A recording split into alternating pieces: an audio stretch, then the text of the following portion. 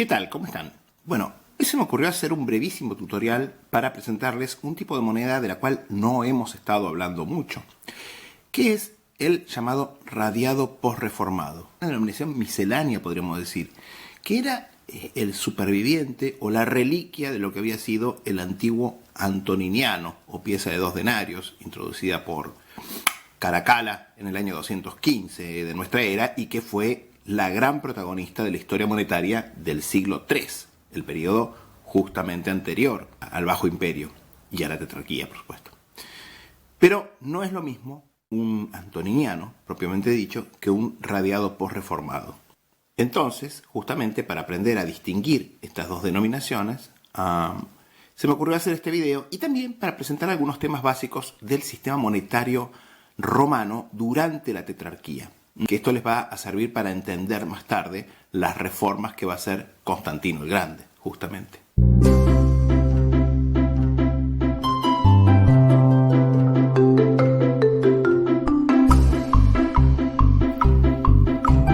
Bueno, recapitulando un poco entonces, el antoniniano fue introducido por el emperador Caracalla, justamente Marco Aurelio Antonino, de ahí el nombre que se da a esta moneda, en el año 215, en conexión con su campaña parta, y básicamente, si bien fue una moneda muy impopular, fue suprimida y reintroducida varias veces. Sin embargo, como les digo, es una moneda muy impopular porque tenía el valor de 2 denarios y pesaba solamente como 1,5. Así que fue suprimida el sistema monetario romano varias veces, reintroducida luego en periodos de crisis y finalmente, en la segunda parte del brevísimo reinado conjunto de Balbino y Pupieno, fue reintroducida como la denominación principal del Estado romano y del sistema monetario romano por la mayor parte del resto del siglo III. Como no podía ser de otra manera, el antoniniano empezó así una carrera devaluatoria que básicamente la llevó a envilecerse y a convertirse en una monedita de poco más de 3 gramos y prácticamente sin ningún contenido de plata, y en la práctica muchas veces menos de 3 gramos, como pueden ver este ejemplar de Claudio Gótico que pesa 2 nada más. Con lo cual, esta era la situación del antoniniano hasta el año 270, año en que Aureliano, el gran restaurador del Imperio Romano, asciende al trono, y Aureliano, en una serie de reformas, de mejoras, va a introducir reformas escalonadas que fueron elevando el peso y la calidad del metal de la moneda. Y así, bajo Aureliano, el antoniniano terminó siendo una moneda de unos 4,5 gramos de vellón, con un contenido justamente de más o menos 4,5% de plata. Es decir, como decían los romanos, 20 partes de cobre y una de plata, que es la marca que suele aparecer en los antoninianos a partir de Aureliano. XXI, o sea, 20 y 1. 20 partes de cobre, una parte de plata. O bien, también puede ser kappa alfa, que quiere decir exactamente lo mismo en griego. Kappa vale 20 y alfa, obviamente, la primera letra del alfabeto, vale 1. Y esta va a ser básicamente la situación que vamos a tener al momento de la reforma de Diocleciano, que se va a producir hacia el año 294 de nuestra era. Y básicamente, ¿qué va a pasar con el antoniniano en la reforma de Diocleciano? Bueno, básicamente el antoniniano todavía se acuñaba con su peso y contenido de plata legal. O sea, 4,5% de plata y un peso que probablemente estaba un poquito reducido con respecto al peso que había fijado Aureliano, pero que todavía mantenía un buen peso. Bueno, lo que va a pasar va a ser que básicamente Diocleciano va a quitar el contenido de plata de los antoninianos, con lo cual estos, fíjense, ya no van a tener más su plateado y tampoco van a tener la marca XXI. Acá tienen un par de radiados posreformados de la ceca de Heraclea.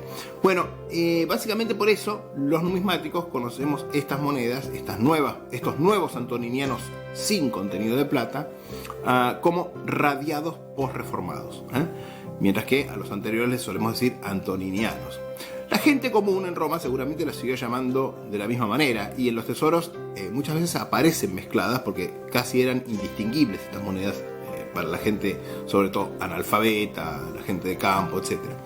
Pero la realidad es que estas monedas no contienen nada de plata, porque básicamente el contenido de plata de estas monedas, de los antiguos antoninianos, ahora va a ser transferido a una nueva moneda que va a introducir Diocleciano, que va a ser el folis. Y el folis, acá tiene uno de Constancio, en algunas secas tienen, justamente en Alejandría, por ejemplo, tienen la marca del fino del metal, XXI, es decir, 21 o 20 y 1, como es en este caso de esta folis de Alejandría. Y como ven, el folis también, cuando están nuevos, sí que tienen el plateado que solían tener antes los antoninianos. Así que claramente, digamos, la nueva moneda, cuyo nombre oficial debió ser, como casi todas las monedas, unidades monetarias del Bajo Imperio, numus, pero que los numismáticos lo conocemos como folis para desambiguar. Esto ya vamos a explicar alguna vez el tema del término del folis, cómo surge, qué quiere decir, etc. Pero hoy nos vamos a centrar en el radiado posreformado, que es la moneda que venimos a discutir hoy. Bueno, básicamente, en las secas orientales, fíjense, el radiado posreformado va a seguir teniendo el típico reverso conocido por los romanos como bicaracta, es decir, con dos personajes que son, en este caso, siempre Júpiter y el emperador. Y bueno, acá tienen radiados posreformados de Diocleciano y Maximiano, y de Constancio y Galerio de la seca de Antioquía. Y ven que es básicamente lo mismo, digamos, no hay mucho cambio. Ahora, en general, tienen la seca, tienen la marca de seca, cosa bastante compleja, justamente esto lo hablábamos con Fernando, del canal Coinside Wheels, que lo complicado que es muchas veces determinar la seca de los antoninianos. Pero bueno, las monedas del Bajo Imperio, por regla general, tienen seca. Acá tienen también el conjunto de 4 radiados posreformados de la seca de Alejandría, seca de oficina. Por eso las monedas del Bajo Imperio, a partir de Antioquía, son mucho más fáciles de coleccionar, sobre todo para gente principiante, digamos, ¿no? De coleccionar seriamente, quiero decir, ¿no? Entendiendo las secas, entendiendo las oficinas, etcétera, etcétera, las emisiones, etcétera. Cosa notable, en las secas occidentales, los radiados posreformados suelen tener reversos votivos, completamente diferentes, sobre todo Roma y Cartago. Estas son de Roma, por ejemplo. Los radiados pueden haber sido una denominación miscelánea y poco importante. De hecho, sabemos, ya se los voy a explicar con más detalle y con más fundamento, pero por ahora, como decía una profesora mía, créanme. Y acá pueden ver lo mismo de la seca de Cartago. Son bastante más escasos. Como les decía, el radiado posreformado sabemos que, o con toda probabilidad, siguió valiendo lo mismo que su antecesor, o sea, 2 denarios nada más. Mientras que el folis valía 12,5 denarios inicialmente. Ya les digo, en algún momento se los voy a explicar y fundamentar, pero por ahora créanme. El folis valía originariamente, en el momento de la reforma de Diocleciano, 12,5 denarios, y además, en el año 301, su valor fue duplicado a 25 denarios, mientras que el pobre radiado posreformado, el pobre viejo antoniniano ya sin contenido de plata, básicamente siguió valiendo 2 denarios. ¿Y cómo lo sabemos? Y esto lo sabemos porque, en principio, lo sabemos por cosas posteriores, pero está confirmado por el edicto de precios máximos de Diocleciano, donde muchos precios valen 25, 50, 75, muchas cosas valen así. 25, 50, 75, 100, 125, y muchas cosas baratas valen 2, 4, 6. O sea, claramente representan pagos en 2 monedas, en 2 denominaciones diferentes, el folis y el radiado posreformado. Lógicamente, la geminata potentia, la duplicación del valor del folis y del argentio, que pasó de 50 a 100 denarios comunes, con lo cual, básicamente, el argentio se convirtió en lo que más tarde se va a conocer como el centenionalis numus, o pieza de 100 denarios. Obviamente dejó los días contados para el pobre radiado posreformado.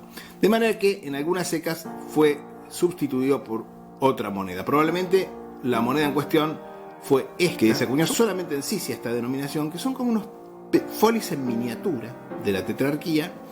No son del todo raros, se acuñaron seguramente en grandes cantidades en Sicilia, pero solamente en esta seca, que probablemente si tienen contenido de plata, estas monedas probablemente representen 5 denarios, o sea, un quinto del folis, que sería una denominación conveniente, digamos. Y si no tienen contenido de plata, probablemente sean el devaluado sucesor de la pieza de 2 denarios comunes o del radiado por reformado, pero estos ya son laureados. Pero fíjense, solamente se acuñaron en Sicilia en el año 305. Y lo sabemos porque aparece Maximiano Augusto, pero no Diocleciano, y luego Constancio como Augusto en 2 variantes de titulatura, y bastantes diferentes estilos, con lo cual, digamos, cosa bastante misteriosa, por cierto. Galerio, miren. Bueno, obviamente, y los Césares, Severo II, acá lo vemos, y Maximino Daia. Bueno, estas monedas son conocidas como cuarto de folis, pero no sé, pueden haber sido piezas de 5 denarios o quinto de folis, o pueden haber sido el devaluado sucesor del radiado por reformado, quién sabe, porque son bastante más livianitas que un radiado por reformado. Todo depende de si tengan plata o no. De hecho, la única ceca en donde va a sobrevivir la acuñación del radiado por reformado durante la segunda tetrarquía e incluso un poquito después, va a ser Alejandría. Y esto tiene que ver con varios aspectos. Número 1, que en Oriente el folis no devaluó tanto como en Occidente. Número 2, el alto poder adquisitivo de la moneda en Egipto, sobre todo entre los campesinos, etcétera, que eran muy pobres, etcétera. Y probablemente, número 3, probablemente que el radiado por reformado en algún momento haya sido retarifado para mantenerlo en circulación por la gran cantidad de radiados por reformados que seguramente circularían en Egipto.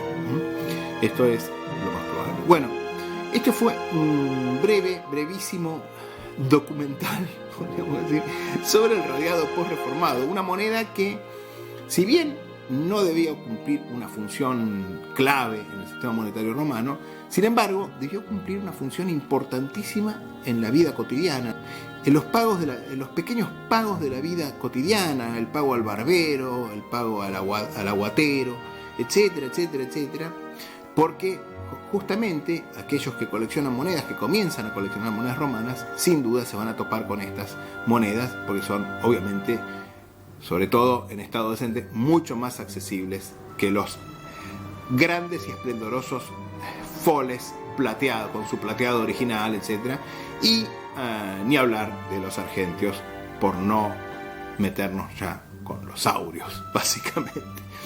Esta, la moneda cotidiana más humilde del sistema monetario romano, es una gran amiga de los jóvenes y no tan jóvenes coleccionistas bisoños que se inician en la moneda romana. Bueno, me despido entonces y nos veremos muy pronto.